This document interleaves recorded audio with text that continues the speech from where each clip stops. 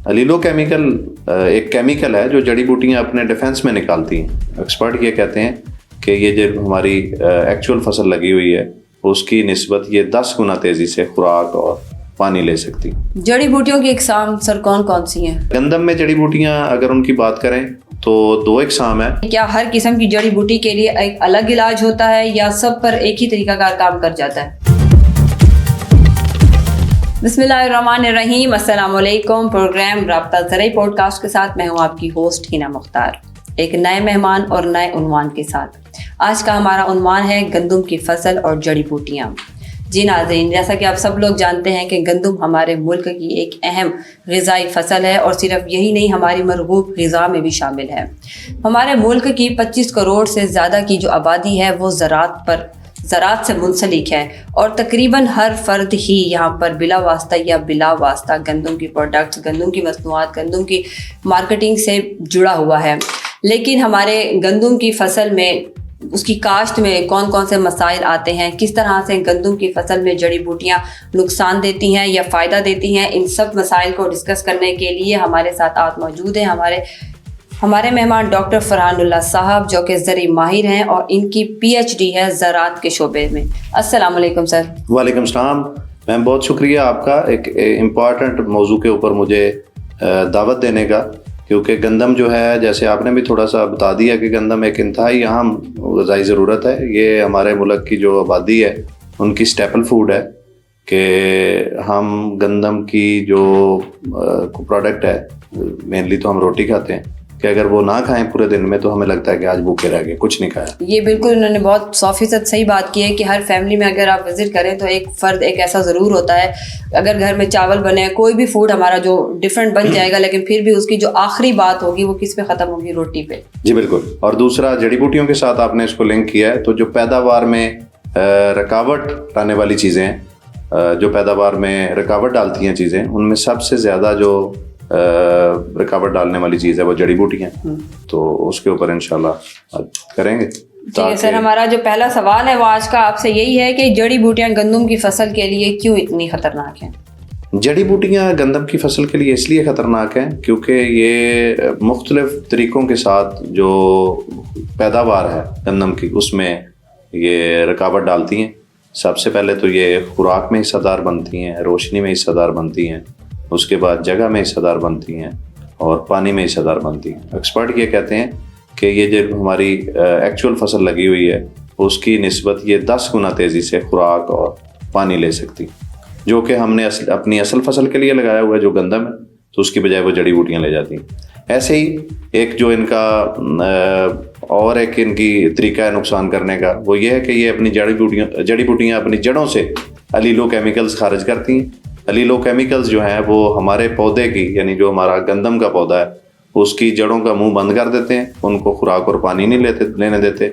उसकी बजाय जड़ी बूटियाँ खुद वो सारा कुछ खा जाती हैं. अच्छा, थोड़ा सा इस केमिकल को जो ब्रीफ करेंगे आप? अलीलो केमिकल एक केमिकल है जो जड़ी बूटियाँ अपने डिफेंस में निकालती हैं, कि यानी वो खुराक खाने में उनको मदद करे. ठीक है. कि गंदम जो खुराक खा रही है तो वो उसका मैकेनिज्म ब्लॉक कर दे खुराक ज़मीन से उठाने का, और उसकी बजाय वो खुद एंटरटेन कर लें अपने. जड़ी बूटियों की इकसाम सर कौन कौन सी हैं? गंदम में जड़ी बूटियाँ अगर उनकी बात करें तो 2 इकसाम है मेनली. एक चौड़े पत्ते वाली जड़ी बूटियाँ और दूसरी नुकीले पत्ते वाली जड़ी बूटियाँ. चौड़े पत्ते वाली और नुकीले पत्ते वाली? जी बिल्कुल. नुकीले पत्ते वाली जो हैं उनको हम घासनुमा भी कहते हैं, और उसमें 2 काबिल ज़िक्र जड़ी बूटियाँ हैं, दुम्बी सिट्टी और जंगली जई. ऐसे जो चौड़े पत्ते वाली जड़ी बूटियाँ हैं उनकी एक लंबी फहरिस्त है, लेकिन उसको भी हम अपनी आसानी या कंट्रोल जो ज़िम्मेदार ने करना होता है उस को देखते हुए 2 कैटेगरीज में तकसीम करते हैं. एक नरम जान जड़ी बूटियाँ हैं जिसमें बातू है, शात्रा है, पालक है, और दूसरी जो है वो सख्त जान जिसमें आ जाती है मैना, आ जाती है सिंजी, आ जाती है. उसके बाद उसमें ले है, ऐसी मटरी है, ये टफ है, सख्त जान है. इनको काबू करना ज़रा मुश्किल होता है. ठीक है, यानी कि सख्त जान वाली जो चौड़े पत्ते वाली जो होती हैं उनको مشکل ہے ان کو قابو کرنا. بالکل ایسے. ٹھیک ہے سر, تو اس کے ساتھ آپ یہ بھی مزید ہمیں بتائیں کہ کیا ہر قسم کی جڑی بوٹی کے لیے ایک الگ علاج ہوتا ہے یا سب پر ایک ہی طریقہ کار کام کر جاتا ہے؟ نہیں میم, اس میں ایسے ہے کہ جو علاج ہے وہ مختلف ہے. جیسے میں نے ٹائپس بتائیں یا قسمیں بتائیں کہ 2 ہیں, چوڑے پتے والی اور نوکیلے پتے والی. ایسے ہی جو کنٹرول ہے اس کا وہ بھی ڈیفرنٹ ہے, مختلف ہے, کہ جو چوڑے پتے والی جڑی بوٹیاں ان کے لیے مختلف کیمیکل ہے اور جو نوکیلے پتے والی جڑی بوٹیاں ان کے لیے مختلف کیمیکل. لیکن اب مارکیٹ میں ایسے مکسچر بھی اویلیبل ہیں جو دونوں قسم کی جڑی بوٹیوں کو کنٹرول کرتے ہیں. تو آپ سمجھتے ہیں کہ یہ جو ایک کیمیکل آیا ہوا ہے جو سب پر ایک ہی کام کر رہا ہے؟ اگر آپ نہیں, کیمیکل ایک نہیں ہے, بوتل ایک ہے, یعنی ایک ہی پروڈکٹ ہوگا, اس کے اندر دونوں ہی کیمیکل انہوں نے مکس کر دیے ہیں, چوڑے پتے والا اور نوکیلے پتے والا. تو وہ دونوں پہ ہی کارگر ہوتا ہے, دونوں کو کنٹرول کر لیتا ہے. تو اس میں ذمہ دار بھائی کے لیے آسانی ہے. اچھا. کہ وہ اس کو استعمال کرنا آسان ہے, کہ بجائے اس کے کہ وہ 2 بوتلز لے کے جائے یا 2 مختلف پروڈکٹ لے کے جائے پھر ان کو جا کے مکس کرے وہاں پہ, تو اس سے بچنے کے لیے وہ جو ایک تکلیف ہے ان کو مکس کرنے کی یا 2 ڈفرینٹ کیمیکلز خریدنے کی, تو اب ایک ہی بوتل موجود ہے جس میں آسانی ہو گئی ہے. جی بالکل. تو آپ سمجھتے ہیں کہ یہ جو ایک ہی پیک ہے وہ بینیفٹ جی بالکل بینیفیشل ہے اس کے لیے؟ جی بالکل ٹھیک ہے, یہ دونوں جڑی بوٹیوں کو یہ کنٹرول کر لیتا ہے. دونوں جڑی بوٹیوں کو کنٹرول کر لیتا ہے, دونوں قسم کی جڑی بوٹی. یہ تو بہت زبردست ہے کہ ہمارے کسان بھائیوں کے لیے ایک آسانی ہوئی ہے کہ 2 جگہوں پر کیمیکلز کو مکس کرنے کی بجائے ایک ہی پیک میں جو ہے وہ کیمیکل موجود ہے جو کہ دونوں جگہوں پر استعمال ہو جاتا ہے. تو اس کا نیکسٹ آپ یہ بتائیں گے کہ کیمیکل ہربیسائڈز کے علاوہ جڑی بوٹیوں نے لڑنے کے متبادل یا قدرتی طریقے کون سے ہیں؟ میم جڑی بوٹیاں جو ہیں ان سے لڑنے کے جو روایتی طریقے ہیں یا جن کو ہم مکینیکل بھی کہہ سکتے ہیں کہ کیمیکل سے ہٹ کے, اس میں ایک طریقہ تو یہ ہے جس کو ہم داب میتھڈ کہتے ہیں. اچھا. کہ داب میتھڈ اس میں ہوتا یہ ہے کہ ہم زمین کی تیاری جب فصل کاشت کرنی ہے تو اس کے لیے کرتے ہیں, تو اس کو جب وہ وتر میں آ جاتی ہے زمین تو اس کے اوپر 1 یا 2 بار ہل چلا کے اس کو چھوڑ دیتے ہیں, تو 4-5-6 دن میں اس میں جڑی بوٹیاں نکل آتی ہیں. ٹھیک ہے. وہ جو زمین پڑی ہوتی ہے ہل چلنے کے بعد اس میں جڑی بوٹیاں نکل آتی ہیں. جب نکل آتی ہیں تو اس کے بعد ہل چلا کے ان کو فائنل فصل لگانے کے لیے, گندم کا بیج بونے کے لیے تیار کر کے لیتے ہیں. تو اس سے یہ ہے کہ جڑی بوٹیاں تلف ہو جاتی ہیں. اور دوسرا جو طریقے ہیں وہ مکینیکل میں بار ہیرو کا استعمال ہے. پہلے لوگ گندم جب اگاتی تھی, جڑی بوٹیاں بھی اگاتی تھی, تو اگی ہوئی گندم میں بار ہیرو ایک ہل ہے وہ چلاتے تھے, اس سے جڑی بوٹیاں تلف ہو جاتی تھی. یہی میتھڈ ہے. ٹھیک ہے سر, تو اس کے ساتھ ساتھ مزید آپ ہمیں بتائیں, یہ اتنا واسٹ ٹاپک ہے کہ اس کو جتنا مرضی آپ ڈسکس کرتے جائیں گے اتنا ہی مزید جو ہے وہ ہمارے پاس انفارمیشن جو ہے وہ آتی جا رہی ہوتی ہے. تو اس کے ساتھ ساتھ آپ ہمیں یہ بتائیں گے کہ جڑی بوٹیوں کی وجہ سے گندم کی پیداوار میں کتنے فیصد تک کمی آ سکتی ہے؟ میم اس میں جو ایکسپرٹ ہیں وہ اس بات پہ متفق ہیں کہ 14% سے لے کے 45% تک پیداوار میں یہ نقصان, 45% تک, 42% تک یہ پیداوار میں نقصان کرتی ہیں. تو لیکن کئی جگہ پہ ہم دیکھ رہے ہوتے ہیں جب ہم کھیتوں میں موو کرتے ہیں ذمہ دار بھائیوں کے, تو 100% بھی لاس ہوتا ہے. اچھا. کہ جڑی بوٹیوں کی انفیسٹیشن یا ان کی تعداد اتنی زیادہ ہوتی ہے کہ گندم ہوتی نہیں, گندم کو وہ کل کر دیتی. ٹھیک ہے سر, تو اس میں آپ تھوڑا سا مجھے یہ بریف کر دیں کہ اس میں کسان کی لاپرواہی ہم کہہ سکتے ہیں؟ جی بالکل ایسے ہی ہے کہ کسان کی لاپرواہی اس اینگل سے ہے کہ جو جڑی بوٹیوں نقصان کرتی ہیں اس میں مددگار ہوتی ہیں. کہ ایک تو جو ہمارے کسان بھائی ہیں وہ زرعی دوائی جو انہوں نے استعمال کرنی ہے اس کا ٹھیک انتخاب نہیں کرتے, وہ پیسٹ کاؤٹنگ نہیں کرتے سپرے کرنے سے پہلے یا دوائی چھڑکانے سے پہلے کہ کون سی جڑی بوٹی ہے اور اس کے اوپر کون سا ہم نے کیمیکل سپرے کرنا ہے. دوسرا میں سمجھتا ہوں کہ جو کیمیکل ہے اس کا رول جو ہے وہ 40% ہے اور جو کرنے کا طریقہ ہے اس کا 60% ہے. تو اس میں بھی گیپ ہے کہ گھر میں جو سب سے پڑھا لکھا بچہ ہوتا ہے اس کو بھیجتے ہیں مارکیٹ میں کہ جاؤ بھائی دوائی لے آؤ, وہ زیادہ پڑھا لکھا, جان پہچان زیادہ ہو گئی, ہاں وہ ذرا سوٹڈ بوٹڈ ہوتا ہے اس کو بھیج دیتے ہیں, وہ چلا جاتا ہے شہر جا کے دوائی لے آتا ہے. اور جو گھر میں سب سے ان پڑھ ہوتا ہے یا جس کو نہیں انڈرسٹینڈنگ ہوتی اتنی چیزوں کی, تو اس سے کہتے ہیں کہ یہ چھڑکاؤ. حالانکہ لے کر نہیں تھک نہیں گیا, ویسے ہی ایک پریکٹس بنی ہوئی ہے کہ اس کو وہ لیبر والا کام نہیں دیتے, اس کو صاف ستھرا کام دیتے ہیں پڑھے لکھے کو. تو وہ چونکہ اس کا رول جو ہے 60% ہے سپرے کے طریقے کا, تو میں سمجھتا ہوں کہ یہ ایک بہت بڑی جو کسان کی طرف سے ہے جو جڑی بوٹی لاپرواہی ہے جو جڑی بوٹیوں کو کنٹرول کرنے میں ان کے آگے رکاوٹ بنتی ہے. جی بالکل. ٹھیک ہے, تو اب یہ بتائیں کہ کسان کی غلطیوں میں بات اگر ہم کرتے ہیں کہ کسان کی غلطیاں جو جڑی بوٹیوں کو فروغ دے دیتی ہیں, ان سے کیسے بچا جا سکتا ہے؟